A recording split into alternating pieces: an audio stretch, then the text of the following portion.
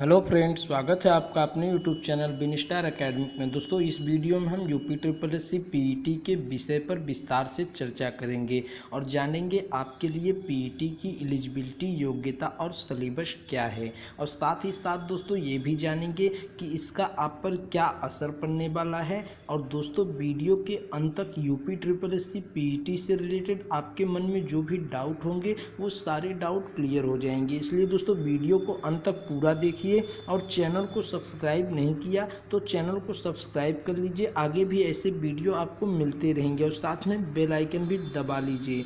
दोस्तों, सबसे पहले हम ये जानते हैं कि ये पीईटी आया कहाँ से और 4 जून को जो इस पे बैठक हुई थी 4 जून को, उसमें क्या फैसला लिया गया और क्या चर्चा हुई। तो दोस्तों 6 मार्च 2020, जी हाँ दोस्तों, 6 मार्च 2020 को प्रवीण कुमार जी की अध्यक्षता में 6 मार्च 2020 को एक प्रेस विज्ञप्ति जारी हुई थी। एक बैठक हुआ था, उसमें एक प्रेस विज्ञप्ति जारी हुई थी। इस प्रेस विज्ञप्ति की दोस्तों हम आपको पीडीएफ भी दे देंगे डिस्क्रिप्शन बॉक्स में, आप वहां डाउनलोड करके पढ़ भी सकते हैं।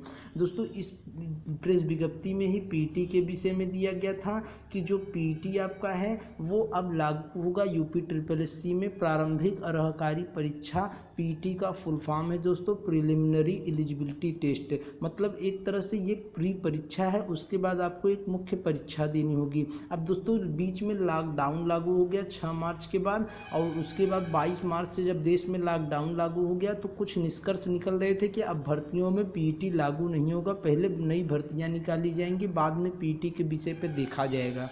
लेकिन दोस्तों 4 जून को माननीय योगी आदित्यनाथ जी द्वारा एक बैठक किया गया, उसमें नवीन परीक्षा प्रणाली, द्विस्तरीय परीक्षा प्रणाली को लेकर एक बैठक हुई। उसमें ये फैसला फिर से लिया गया पीईटी को लेकर, और अब पीईटी का जो दारोमदार है वो कार्मिक विभाग के ऊपर है। जी हाँ दोस्तों, अब पीईटी को एक बार कार्मिक विभाग पे भेजा जाएगा, और अगर कार्मिक विभाग का इस पे मोहर लग जाता है तो सबसे पहले आपका UP triple S C PET का ही नोटिफिकेशन रिलीज होगा। कोई भी और भर्ती नहीं आएगी, आपको पीईटी क्वालिफाई करना होगा। तो सब मिलाकर अब कार्मिक विभाग इस पर क्या निर्णय लेता है वो देखा जाएगा, और जैसे ही कोई निर्णय होगा हमारे चैनल पर आपको सबसे पहले जानकारी दी जाएगी। दोस्तों, सरकार के पास समय भी कम है क्योंकि 2022 के शुरुआती दौर में ही चुनाव होना है, तो इस पे बहुत बड़ा निर्णय है ये। इस पे लेने के लिए एक बार कार्मिक विभाग भी सोचेगी। अब इस पे आगे क्या होता है दोस्तों वो देखा जाएगा। UP triple S C PET है क्या, पहले ये जान लेते हैं। दोस्तों,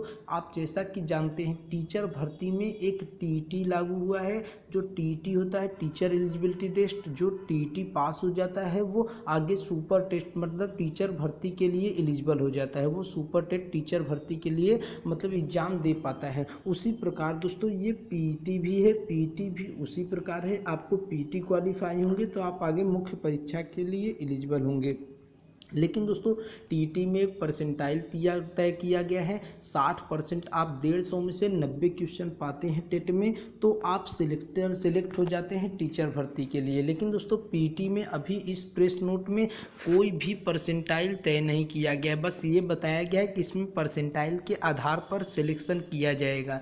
लेकिन दोस्तों जो आपका टेट है उसमें अगर आप एक बार क्वालिफाई हो गए तो आपकी जब तक एज रहेगी तब तक आप टीचर भर्ती के लिए एलिजिबल रहेंगे। लेकिन जो आपका ये पीईटी है यूपी ट्रिपल एस सी द्वारा, इसमें आपकी ये जो एलिजिबिलिटी रहेगी सिर्फ 3 साल की रहेगी। अगर आप पीईटी क्वालिफाई कर लेते हैं तो 3 साल सिर्फ एलिजिबल रहेंगे। और दोस्तों इसमें एक नया जो नियम है वो बहुत ही गलत है, जिसपे छात्र विरोध भी कर रहे हैं। इसका यहाँ पे दिया गया दोस्तों, हम वो बिंदु दिखाते हैं।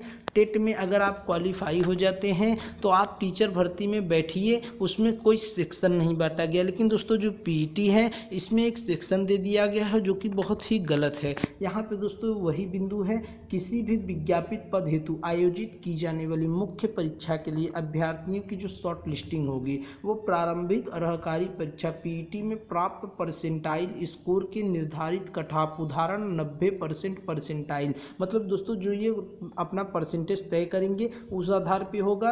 और अध्यक्ष यहाँ पे दिया गया है, अथवा विज्ञापित पदों की संख्या के 15 गुना आवेदकों की प्रारंभिक अर्हकारी परीक्षा में प्राप्त परसेंटाइल स्कोर के अवरोही क्रम में तैयार की गई सूची के आधार पर की जा सकती है। दोस्तों यही सबसे बड़ी यहाँ पे गलती दी गई है, यहाँ पे यही गलत कानून है कि जो 15 गुना छात्र बुलाए जाएंगे। इसका मतलब दोस्तों ये हुआ कि मान लीजिए आप प्री क्वालिफाई हो गए, आपकी जो ये प्रारंभिक अर्हकारी परीक्षा पीटी है आप इसे क्वालिफाई हो गए, मान लीजिए 2 लाख लड़के पीटी में क्वालिफाई हो जाते हैं और उसके बाद जो मुख्य परीक्षा होगी मेंस परीक्षा वही है दोस्तों जो आपकी भर्तियां निकलती है, चाहे आपकी कोई भी भर्ती हो, लेखपाल भर्ती हो, स्टेनोग्राफर भर्ती हो, जूनियर असिस्टेंट भर्ती हो, वीडियो भर्ती हो, लोअर पीसीएस भर्ती हो, मतलब आगे जो भी भर्तियां निकलेंगी, नई भर्तियां निकलेंगी उसी को हम मुख्य परीक्षा कहेंगे अब। और मुख्य परीक्षा में अगर आप 2 लाख लड़के सिलेक्ट हो जाते हैं पीटी में, जी हाँ दोस्तों 2 लाख लड़के पीटी में सिलेक्ट हो जाते हैं,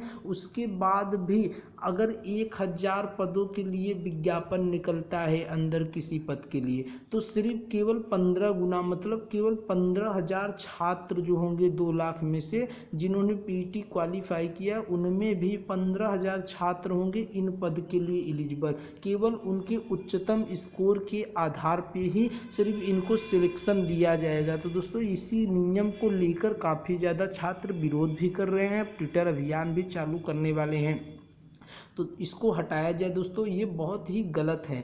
मतलब जो पीटी क्वालिफाई करे वो सभी छात्र एलिजिबल हों मुख्य परीक्षा के लिए, ऐसा नियम लाना चाहिए। 15 गुना छात्र करेंगे तो जो पीटी पास करेंगे उनके लिए भी दिक्कत ही रहेगा। कुल मिलाकर दोस्तों इसमें लाभ उसे है जो नए छात्र आएंगे, क्योंकि ये पारदर्शी रूप से परीक्षा होगी, धांधली रोकने में एक नया नियम है तो अच्छा ही होगा। लेकिन दोस्तों यहाँ पे अभी से लागू करने की ज़रूरत ही नहीं थी, क्योंकि जो छात्र 3 साल से 4 साल से भर्ती का इंतजार कर रहे हैं, प्रतिष्ठित भर्तियों का इंतजार कर रहे हैं, चाहे लेखपाल हो और भी पदों का इंतजार कर रहे हैं दोस्तों, तो उनके लिए तो ये बहुत बड़ा झटका है। क्योंकि पीटी लागू होगा तो लंबा समय लगेगा भर्ती में, पहले पीटी के नोटिफिकेशन आएगा, एग्ज़ाम होगा, रिजल्ट आएंगे, इसमें परसेंटाइल बनेंगे, उसके बाद विज्ञापन आएगा दोस्तों, तो बहुत लंबा समय खींचने वाला है। तो यहाँ पे पीटी इसीलिए थोड़ा दिक्कत है दोस्तों, इसीलिए पीटी का विरोध भी किया जा रहा है। दोस्तों पीटी को एक बार पूरी तरह से जान लेते हैं और इसकी एलिजिबिलिटी की बात करें, योग्यता की बात करें। दोस्तों पहले योग्यता क्या थी, कोई भी भर्ती आती थी तो आपसे 12th मांगा जाता था या आपके ग्रेजुएशन मांगे जाते थे। जी हाँ दोस्तों ग्रेजुएशन मांगे जाते थे, साथ में SSC लगा दिया जाता था। लेकिन दोस्तों अब यहाँ पे क्या कर दिया गया कि केवल आप 12th पास रहेंगे, उसके बाद आपको पीटी क्वालिफाई करना होगा। दोस्तों पीटी अगर आप क्वालिफाई कर जाते हैं, और पीटी के लिए जो एज है वो 18 से 40 वर्ष लगभग रखी जाएगी, 18 से 40 वर्ष रहेंगे तो आप पीटी के लिए एलिजिबल होंगे। अब यहाँ पे केवल आपको 12th रहना चाहिए और आप पीटी क्वालिफाई होंगे तो मुख्य परीक्षा में हो सकता है कोई योग्यता बनाई जाए। ऐसा भी इस प्रेस नोट में कोई भी कुछ दिया नहीं गया कि मुख्य परीक्षा में भी आपकी कुछ योग्यता बनाई जाएगी। हो सकता है अगर आप पीटी क्वालिफाई कर जाते हैं उसके बाद मुख्य परीक्षा के लिए आप एलिजिबल हो जाएंगे, वहाँ पर आपकी कोई योग्यता नहीं रखी जाएगी। तो मतलब कुल मिलाकर जो पहले आपका भर्ती के लिए योग्यता मांगा जाता था वो योग्यता बदल दिया गया है अगर पीटी लागू हो जाता है। जब भी यूपी SSC में पीटी लागू होगा तो बिल्कुल ऐसा ही होगा। अब दोस्तों पीटी है क्या, तो इसे कहते हैं प्रारंभिक अर्हकारी परीक्षा। ये एक प्री और मेंस की तरह है, पहले भी आयोग में इसका मुद्दा चलता था प्री और मेंस एग्जाम कराने के लिए, तो बिल्कुल वैसा ही है, बस यहाँ पे आप प्री में 3 साल के लिए एलिजिबल हो जाएंगे। और दोस्तों एक बार आप प्री का फॉर्म भर लेते हैं, पीटी का फॉर्म भर लेते हैं, तो आपको बार बार फॉर्म भरने की ज़रूरत नहीं। आप यहाँ पे साल में 2 बार परीक्षाएँ आएंगी, द्विस्तरीय परीक्षा प्रणाली। दोस्तों यहाँ पे दिया गया है सीमित संख्या के पदों के लिए आयोजित की जाने वाली परीक्षाओं में भी आवेदकों की संख्या अत्यधिक होने के दृष्टिगत आयोग द्वारा भविष्य में किए जाने वाले चयनों हेतु द्विस्तरीय परीक्षा प्रणाली अपनाया जाना प्रस्तावित है। इस हेतु आयोग द्वारा प्रथम स्तर पर विभिन्न विभागों के अधीनस्थ सेवाएं ग्रुप सी तृतीय श्रेणी के सभी प्रकार के पदों पर प्रारंभिक अर्हकारी परीक्षा पीईटी प्रिलिमिनरी एलिजिबिलिटी टेस्ट आयोजित की जाएगी। अब यहाँ पर दिया गया द्वितीय स्तर पर केवल प्रारंभिक परीक्षा के आधार पर शॉर्टलिस्ट किए गए जो अभ्यर्थी होंगे जो पीटी में सिलेक्ट होंगे उन्हीं का मेंस एग्जाम होगा, कौशल परीक्षा स्किल टेस्ट होगा और शारीरिक परीक्षा फिजिकल एग्जामिनेशन आदि का आयोजन विभाग द्वारा किया जाएगा। मतलब कुल मिला के अगर आप पीटी क्वालिफाई हो जाएंगे तभी आप मुख्य परीक्षा स्किल टेस्ट दोस्तों जैसे स्टेनो की भर्ती हो गई, जूनियर असिस्टेंट की भर्ती होगी, उनमें स्किल टेस्ट लिया जाएगा। सभी भर्तियों में स्किल टेस्ट नहीं देना होगा। अब दोस्तों सिलेबस की छात्र बात कर रहे थे तो सिलेबस भी दिया गया है यहाँ पे, बस सेक्शन नहीं बांटे गए हैं।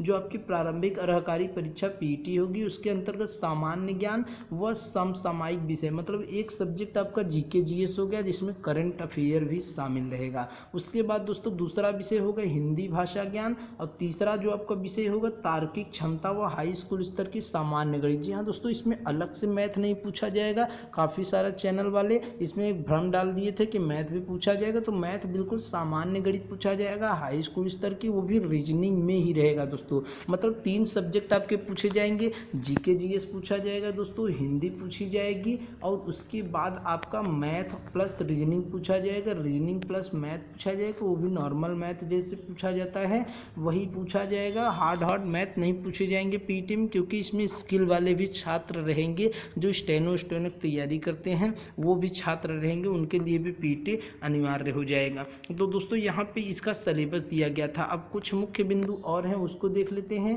कि प्रारंभिक अर्हकारी परीक्षा में आवेदकों को परसेंटाइल आधार पर स्कोर प्रदान किया जाएगा, 1% बनाया जाएगा, उसी आधार पर आपको क्वालिफाई किया जाएगा।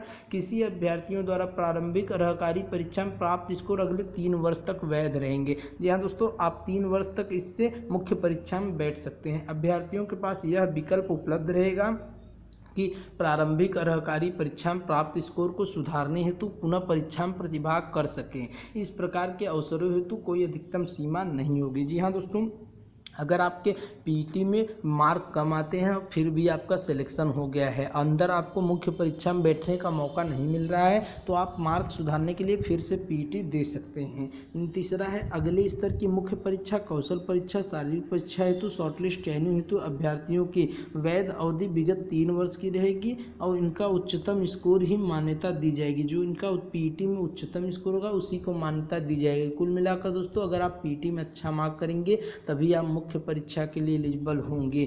अभ्यर्थियों की सहमति प्राप्त कर उनका जो नाम, शैक्षिक योग्यता, ईमेल सभी को ये सेवा योजना में उपलब्ध करा देंगे। अगर आप सरकारी नौकरी नहीं पाते तो आपको सेवा योजना मतलब निजी क्षेत्रों में भी मौका दिया जाएगा। यहाँ पे ऐसा नोट में दिया। अब दोस्तों मुख्य परीक्षा क्या है इसके विषय में जान लेते हैं। तो आपको बता दें कि प्रारंभिक परीक्षा आपको सिलेक्ट करना होगा। इसके लिए अभी कुछ सिलेबस नहीं दिया गया क्योंकि ये पदों के हिसाब से सिलेबस देंगे, जैसा पद होगा उसी हिसाब से ये अंदर मुख्य परीक्षा के लिए सिलेबस बनाएंगे। यहाँ पे दिया गया है केवल प्रारंभिक अर्हकारी परीक्षा प्राप्त स्कोर के आधार पर शॉर्टलिस्ट चयनित किए गए अभ्यर्थी जिनकी संख्या अपेक्षाकृत सीमित होगी, बहुत कम मात्रा में छात्र बुलाए जाएंगे, उन्हीं को इनमें बैठने का मौका दिया जाएगा। इसको हमने आपको बता दिया केवल 15 गुना छात्र बुलाए जाएंगे। इसी का दोस्तों काफ़ी ज़्यादा विरोध भी छात्र कर रहे हैं यहाँ पे, और इसी को लेकर ट्विटर अभियान भी चलाने वाले हैं। अगर आप पीटी लागू भी करते हैं तो इसे ना लागू करिए। जो पीटी में क्वालिफाई होता है वो सब मुख्य परीक्षा के लिए एलिजिबल होने चाहिए।